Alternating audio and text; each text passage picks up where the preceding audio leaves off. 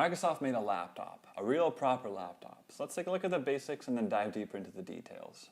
Starts at $999, it comes in 4 different colors. It's got a 13.5-inch touchscreen display, it's got about an 8-hour battery life, and it comes with Alcantara. It has a familiar wedge shape where it's thicker at the back and thinner in the front. It provides a nice aesthetically pleasing design and a really light, portable package.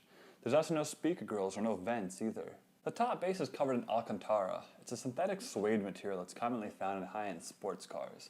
There's no real reason that it needs to be here, but I love that it is. It looks great in any of the colors, and it's a very smooth and very comfortable material to keep your palms on when you're typing. It covers the edges too, so it doesn't dig into your wrist when you're typing for a long period of time. It also makes the keyboard super comfortable to use. Your palms rest on a nice soft material rather than a cold metal or some lame plastic. And speaking of the keyboard, it's totally solid. Good spacing, good feedback, overall, great keyboard. As I mentioned, there's no speaker grill anywhere. The speaker's actually under the keyboard, so they use the keyboard cutout to emit their sound. And they're perfectly good speakers. They're loud, they're clear, and they will suffice for any laptop sound needs. Part of the new design is also the availability of different colors. It comes in platinum, which is what this is, burgundy, cobalt blue, and graphite gold. The burgundy is truly striking, but really all the colors are really nice. But tell me this, Microsoft, why are the colors only available to the mid-spec computer? Basically, you can only get the cool colors if you get the Core i5 with the 8 gigs of RAM and 256 gigabytes SSD storage.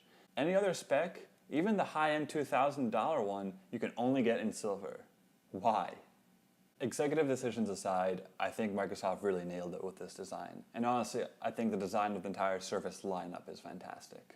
The laptop comes with a Surface connector on the right side, and a USB 3.0, a mini DisplayPort, and a 3.5mm headphone jack on the left side of the computer.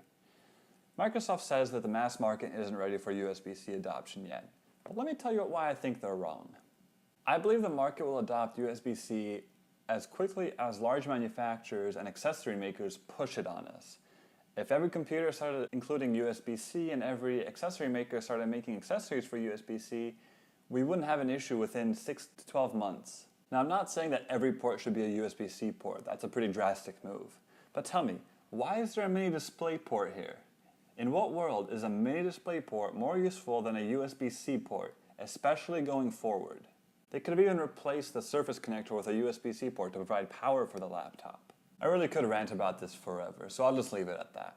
At least our charger has an extra USB slot, so you can charge your phone or whatever without using up the USB port on your computer. That was a really good move, and I really appreciate that. The screen is great too. It has a 2256 by 1504 resolution. It's 13.5 inches, it's touchscreen, and it's a 3:2 aspect ratio. And I really like the 3:2 aspect ratio because if the majority of your time is spent reading articles, browsing your mail, browsing the web, running reports and stuff like that, then you're really going to appreciate the extra vertical space you have. Nothing's going to be quite as squished as it is with a really widescreen display. Kudos to whoever made that decision. As you would come to expect, the screen also has great colors and great viewing angles. The touchscreen is also really responsive. I know the Surface Pen is more geared towards the Surface Pro because you can lie it flat and draw on it and whatnot, but I still really liked using it with this laptop because I really appreciate the feature where you can just snapshot the screen you're looking at and then mark it up and then share it or save it or whatever. Really great feature. I think when it comes to productivity, the touchscreen is really nice. I find it convenient to be able to scroll with my finger or select links and stuff like that. This could also be due to the trackpad not being fantastic, so sometimes I just resort to using the screen instead. Now, I don't want to be overly harsh on the trackpad.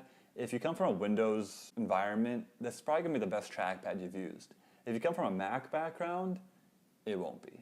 The battery life is pretty good too. I got a pretty regular 8 hours of use out of it. Microsoft claims 14.5 hours, but that's only for local video playback, so it doesn't apply to most use cases. Basically, on a single charge, you can get a lot of work done on this computer. And thankfully, the charger is actually really small and light, so it's not an issue to keep it around with you. Overall, I think this is one of the best Windows laptops and best laptops in general. But let's take a second and talk about the Windows part of this. This laptop comes with Windows 10S, which is kind of like a light version of Windows. You can only install applications that you can get from the Windows App Store.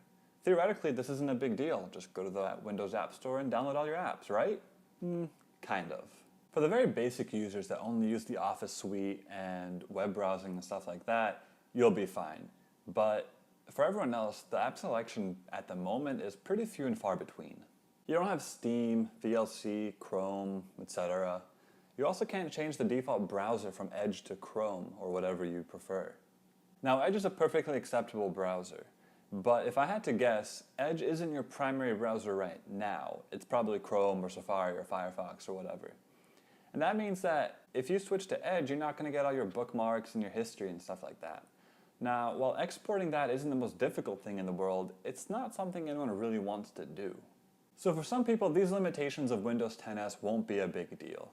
And over time, as the App Store populates, it won't be that big of a deal for other people either. Luckily, Microsoft has thought ahead. If you buy this computer, you have a free upgrade to Windows 10 through the end of the year. After that, it'll be $50. So if you do buy this laptop, go ahead and upgrade. It's a few clicks and a quick restart, and you're all set. All this being said, the real question as always is, should you buy this laptop? Well, let's take a look at prices. It starts at $999 for the base model with a Core i5 processor, 4 gigs of RAM, and 120 gigabyte SSD. The next step up, which is probably the one you'd want to gain for the sake of longevity, has a Core i5 processor, 8 gigs of RAM, and a 256 gigabyte SSD. This is also the one that comes in all the cool colors, so you can have your pick. If you really want to go crazy, you can spec it out with a Core i7, 16 gigs of RAM, and a 512 gig SSD, and that'll cost you $2,200. By all accounts, this is a really great laptop, but I have a hard time outright recommending it, because it all depends on what your priorities are and what compromises you're okay with. Some of the competition like the Razer Blade or the Dell XPS 13 offer really great features as well. But if having a touchscreen and keeping to a budget are your top priorities, then this laptop should be the top of your list. As always, thanks for watching. Be sure to subscribe so you don't miss out on future reviews. And let me know what your thoughts are in the comments below. Until next time, see ya!